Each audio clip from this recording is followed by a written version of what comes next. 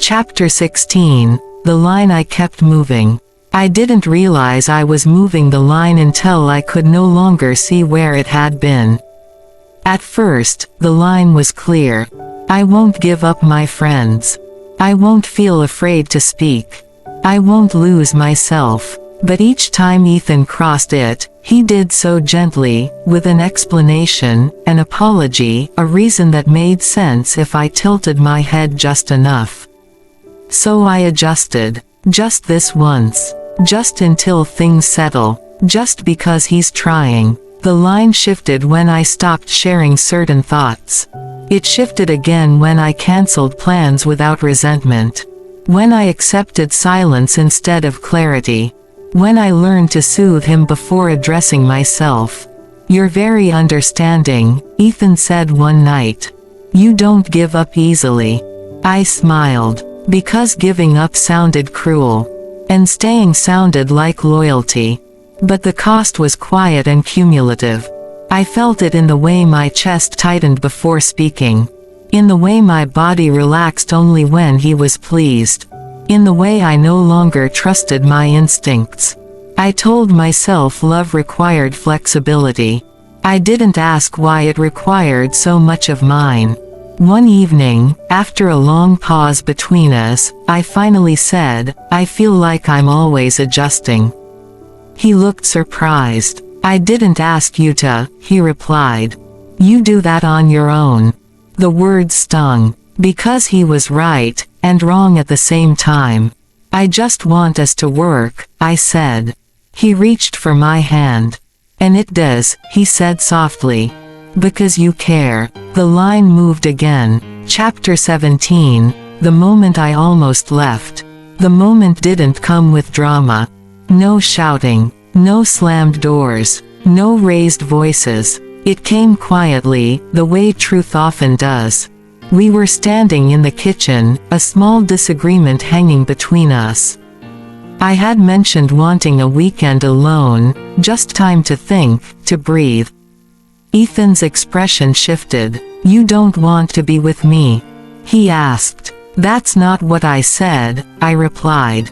"I just need space." He went silent. The air grew heavy. "I thought we were past this," he said finally. "I thought you understood me." Something inside me snapped, not loudly, but decisively. "I understand you," I said. "But you don't seem to understand me." The words surprised us both. He stared at me, hurt flickering across his face. "So now I'm the problem." "I didn't say that," I replied, though my voice trembled. "I'm just saying I feel like I'm disappearing." Silence stretched between us. For the first time, I didn't rush to fill it. "I've done everything for you," Ethan said quietly. "I've loved you the best way I know how." I nodded. "I believe that," I said. "But love isn't supposed to make me feel this small." The truth settled heavily. I walked into the bedroom and closed the door. Sat on the edge of the bed. Listened to my heartbeat thunder in my ears. For the first time in months, my thoughts were clear. I could leave. The realization felt terrifying. And freeing. I didn't pack a bag. Didn't call a friend. Didn't make a plan. I just sat there, breathing, remembering the woman I used to be. The one who trusted herself. When Ethan knocked softly on the door, I didn't answer right away. Because for the first time, I wasn't thinking about what he needed. I was thinking about what I did. And that felt like the beginning of something new. Chapter 18. Staying isn't the same as choosing. I stayed. But staying no longer felt like a decision, it felt like inertia. The days after our conversation passed quietly. Too quietly. Ethan was gentler, careful in a way that suggested he sensed the shift inside me. He touched me lightly, spoke softly, watched my expressions as if searching for reassurance. "Are we okay?" he asked one evening. The question carried fear. "I don't know," I answered honestly. He nodded, swallowing something unspoken. "I'll give you time," he said. "Whatever you need." The words should have comforted me. Instead, they confused me. I realized then how different staying was from choosing. Staying was passive, rooted in habit, fear, familiarity. Choosing required intention, clarity, courage. I was staying because leaving felt overwhelming, not because staying felt right. The truth settled heavily. I watched myself go through the motions. Cooking dinner, answering messages, laughing at the right moments. But inside, something had shifted. I no longer edited my thoughts to protect his feelings first. I no longer blamed myself for every tension. I no longer believed love was supposed to hurt quietly. The awareness was irreversible. One afternoon, I met my own eyes in the mirror again. This time, I didn't look away. "I see you," I whispered. It felt like a promise. Chapter 19, The Truth I Couldn't Unsee. Once you see the truth, it changes the shape of everything. I noticed how often Ethan's affection followed moments of doubt. How apologies arrived only after I pulled away. How love intensified when I seemed least certain. It wasn't manipulation in the way people imagine it, sharp and deliberate. It was softer, messier, rooted in fear, and that made it harder to forgive. We sat together one night, the room dim, the space between us fragile. "I've been thinking," I said. He tensed immediately. "About us," I continued. "About what this has been doing to me." He looked at me, eyes wide. "I never wanted to hurt you," he said. "I know," I replied. "But intent doesn't erase impact." The sentence felt steady on my tongue. Grounded. Silence followed, not heavy, not tense. Clear. "I feel like I lost myself trying to keep us intact," I said. "And I can't pretend I didn't see that anymore." His face crumpled. "So what does that mean?"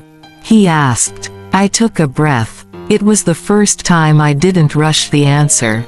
"It means I need to choose myself," I said. "Even if I don't know what that looks like yet." Tears slid quietly down his face. "I don't know how to love without you," he whispered. My chest tightened. But for the first time, I didn't mistake responsibility for love. "That's something you have to learn," I said gently. "Not something I can fix." Later that night, lying alone, I stared at the ceiling. The fear was still there. But it no longer controlled me. Because truth, once seen, does not ask permission to stay. And I knew, with a certainty that felt both terrifying and calm. This was the beginning of my leaving. Chapter 20, Choosing Myself. I didn't leave all at once. There was no dramatic moment, no final argument that pushed me out the door. Just a quiet clarity that settled in my chest and refused to move. Staying no longer felt like love. It felt like fear, careful, convincing, familiar. And I was tired of mistaking the two. The morning light slipped through the curtains as I packed a small bag. Nothing symbolic, nothing final, just enough to honor the decision I had already made inside myself. Ethan stood in the doorway, watching. "So this is it?" he asked. I shook my head. "No," I said softly. "This is me stopping." He didn't ask me to explain. And for the first time, I didn't offer. "I never wanted to hurt you," he said. "I know," I replied. "But I can't keep hurting myself to make this work." The sentence didn't shake. It didn't apologize. It simply existed, honest and complete.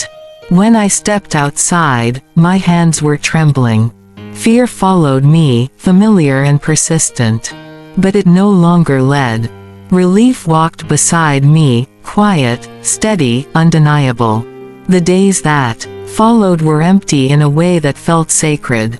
No rehearsing conversations. No monitoring moods. No shrinking myself to fit someone else's comfort.